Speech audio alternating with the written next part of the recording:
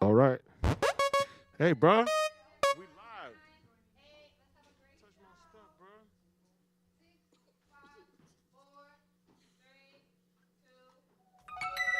All right, now, y'all, we need everybody to get up and bring the energy because it's time to start the Sisaundra Show!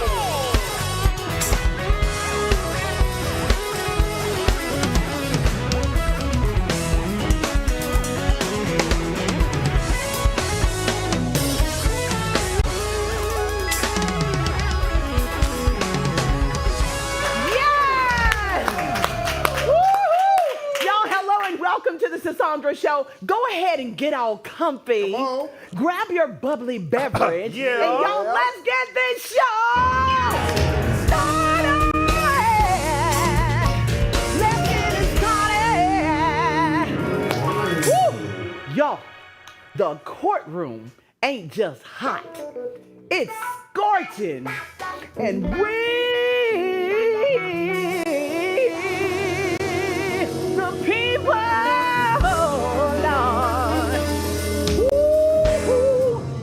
are in disbelief. Oh, yeah. Y'all, today we're diving all the way in on the trial that's shaking the industry to its core. Ugh. Cassie is on the stand, and baby, she is not holding back. From freak-offs and drug binges to brutal beatings and revenge threats, the details are chilling. What was once whispered behind closed doors is now being read into the court.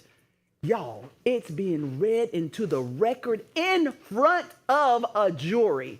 This isn't just a trial, it's a reckoning. Let's talk about it. Y'all check this out.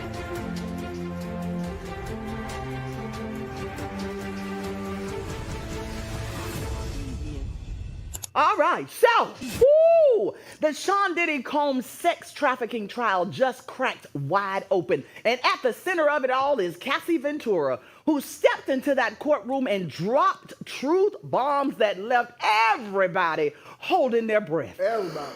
So, just a quick recap of what we heard yesterday. According to Cassie, the abuse wasn't just emotional. Y'all, it was violent, drug-fueled, and humiliating. We're talking freak-offs, hundreds of them. That's what Diddy allegedly called the parties he orchestrated, often forcing Cassie to participate even while she was on her monthly cycle.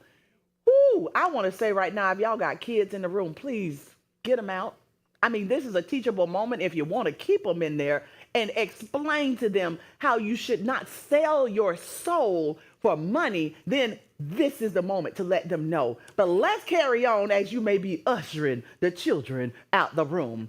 She said that she would have her cycle on the furniture, and she felt like she couldn't say no, especially when she was high and numb from all the pills and party drugs that she say he provided.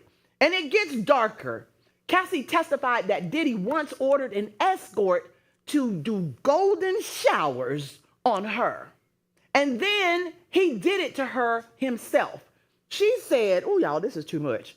She said she choked on it and raised her hands to get him to stop. That was just one of the many degrading moments she says that she endured. And if that ain't disturbing, she says it was all filmed. What do y'all got to say about this? We might not need no tapes at this point. Ooh. Yeah, bro is going down. Pack him up out of here. But you know, this is the biggest question. Everybody says, why isn't it just looked at as domestic violence? Why is it trafficking? Who's being trafficked? She clearly said that that was her man. She was with him for over a decade. So where's the trafficking coming in? Anybody know? Crossing state lines. Huh? Crossing state With lines. his girlfriend? It don't matter. He got a house in Miami. He got a house in LA. He's from New York, so it's... So maybe it's the people Yeah. that he brought in. Yeah, when you're having different parties now, you get your friends, your homies at different party, and you sharing your partner. You got Atlanta, Vegas. But y'all, who don't fly their friends in? We're going to have to be careful who we fly in now? Flying. What if he's I taking just... her. He's taking her on the bad boy plane, the tour bus. You know what I mean? That's the trafficking part. Trafficking don't come into you. You leave in traffic. You take your product out. Okay. Woo! Well, let's move on to this next part, because, Lord, when I tell you, it gets worse. Y'all, Cassie testified that Diddy wasn't just controlling in the bedroom. He was controlling her entire existence. He picked her clothes, her career moves, even who she could talk to.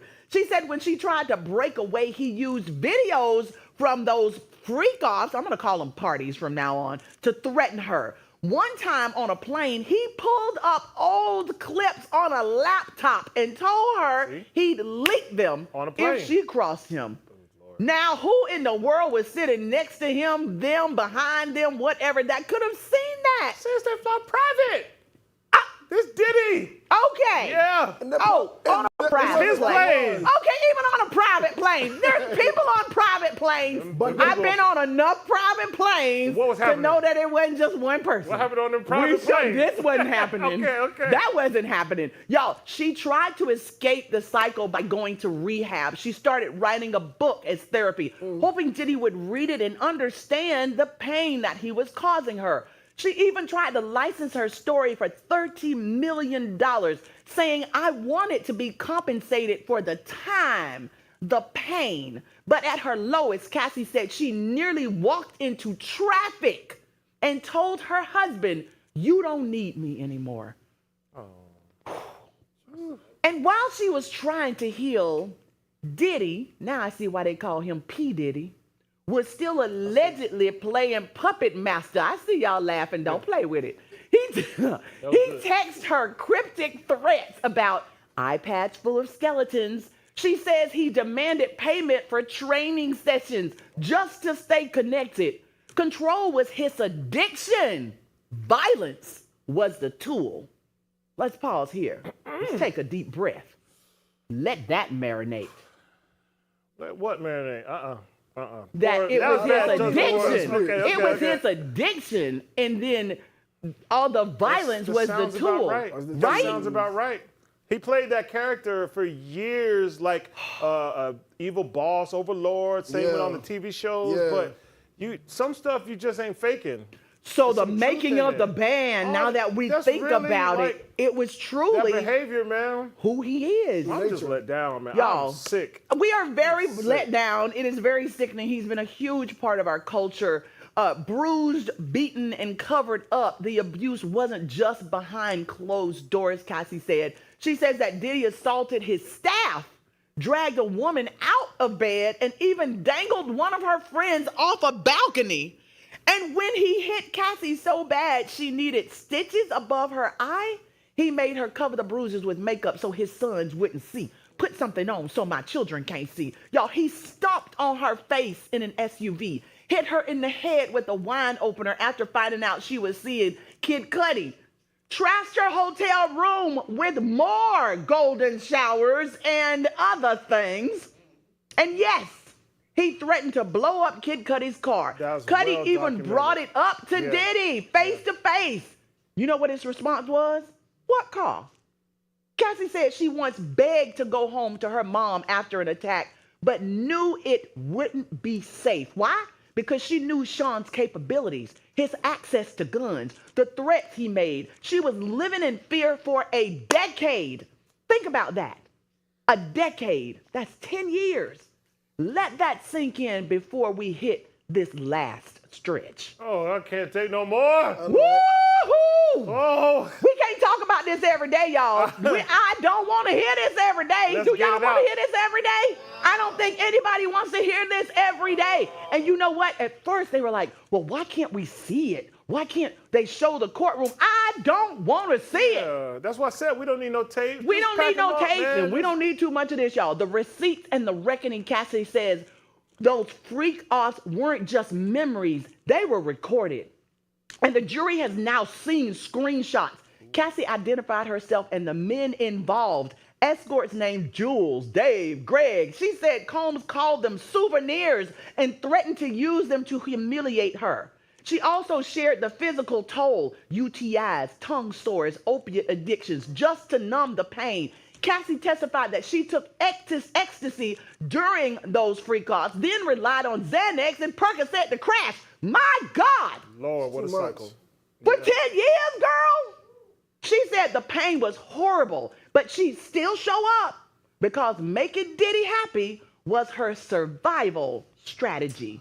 And yet, there were texts, messages, where she still called him Pop Pop, thanked him for love, and even told him she couldn't wait to have his baby. When asked during the court session why, Cassie said plain, because I loved him, and it was Father's Day. Now, the courtroom is seeing those loving texts while also hearing about beatings, black eyes, and baby oil pools. It's not clean, it's not easy, it's complicated, raw, and it's terrifying. But it's her truth. And y'all, the mic is on. Keep in mind, Combs has pleaded not guilty to multiple federal charges, including sex trafficking and racketeering. Even with Cassie's emotional testimony, prosecutors still have to prove these were federal crimes, not just disturbing acts. Yeah. That distinction matters.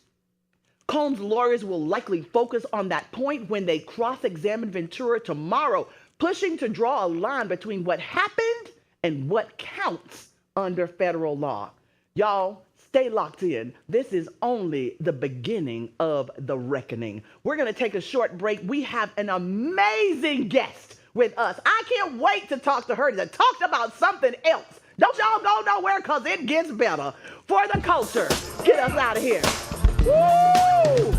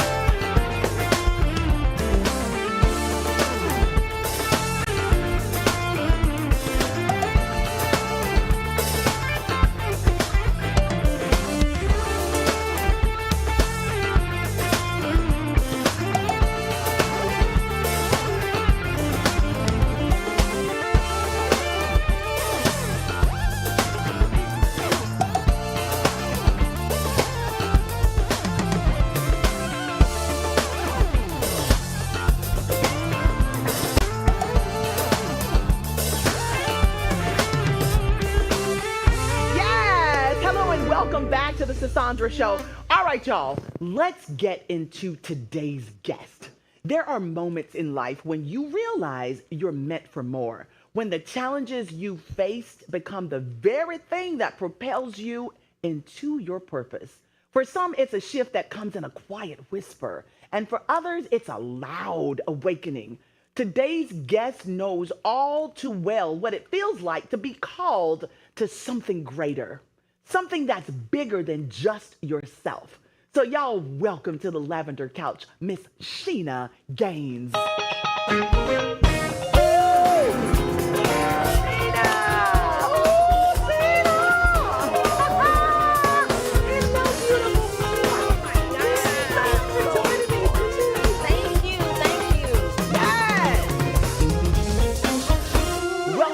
Beautiful. Hello and welcome. Thank you. Thank you so much. We are delighted to have you. You look fabulous. Oh, you too. Thank you very much. I'm going to steal them shoes. Yes.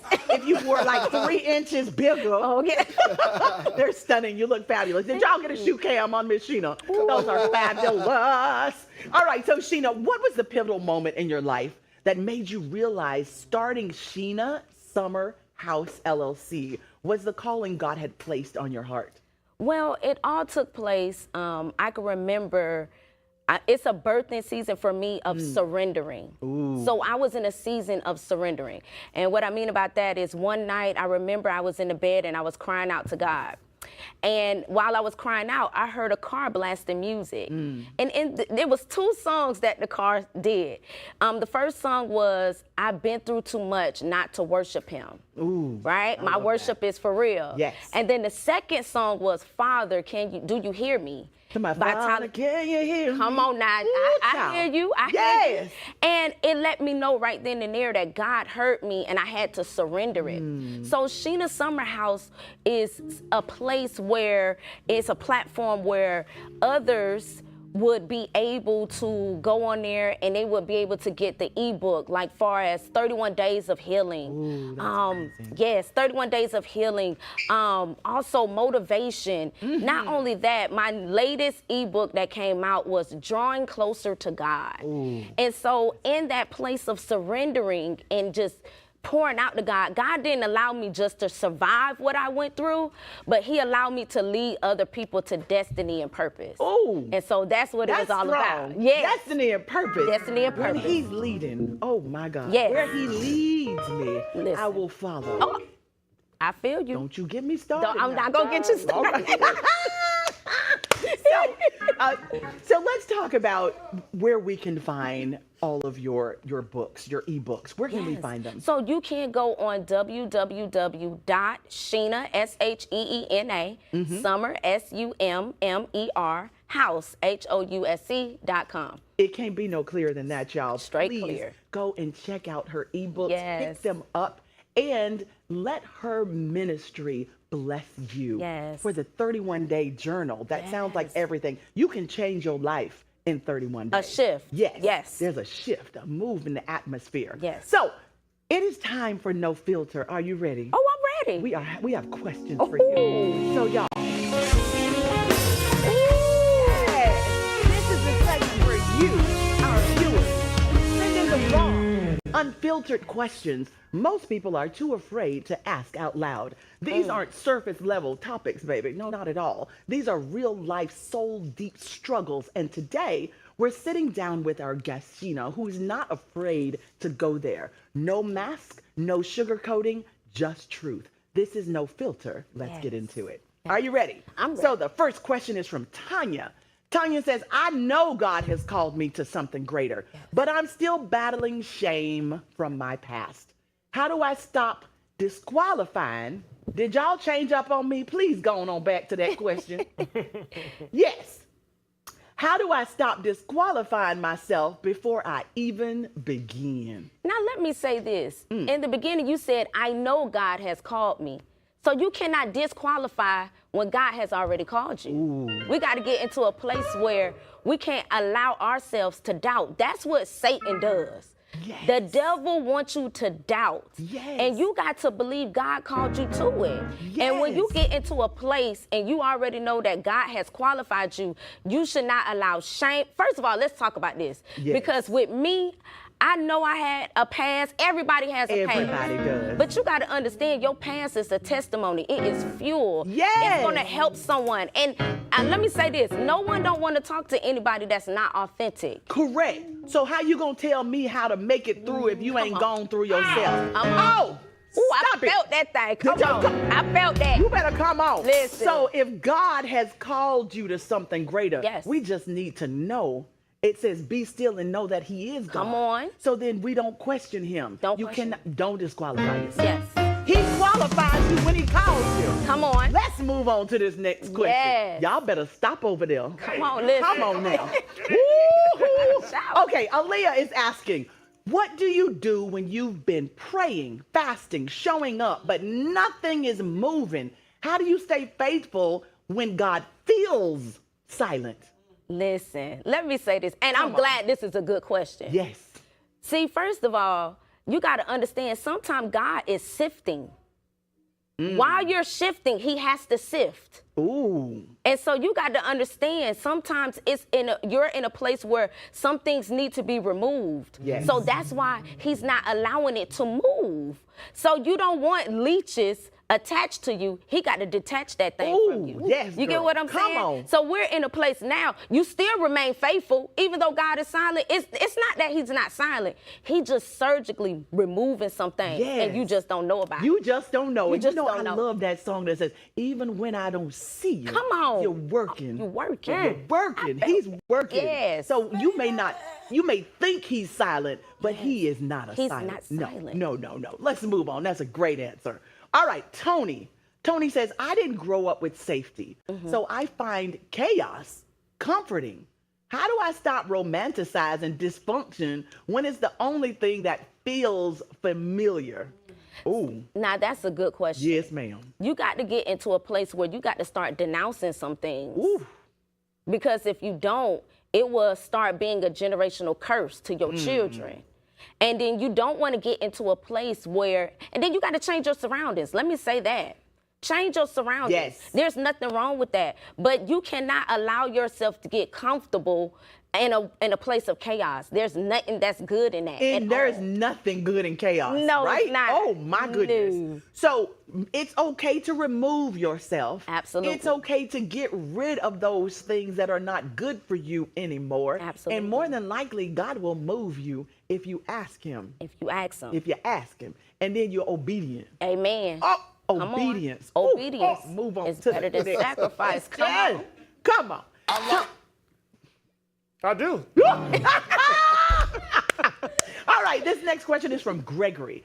Gregory says, I want to lead and help others, but I'm still bleeding. How do I know when I'm healed enough to start pouring into someone else? Ooh, let me say this. Because we got to get into a place of, okay, when I say purpose is not waiting for you to be perfect. Ooh. Purpose is not waiting for you to be perfect.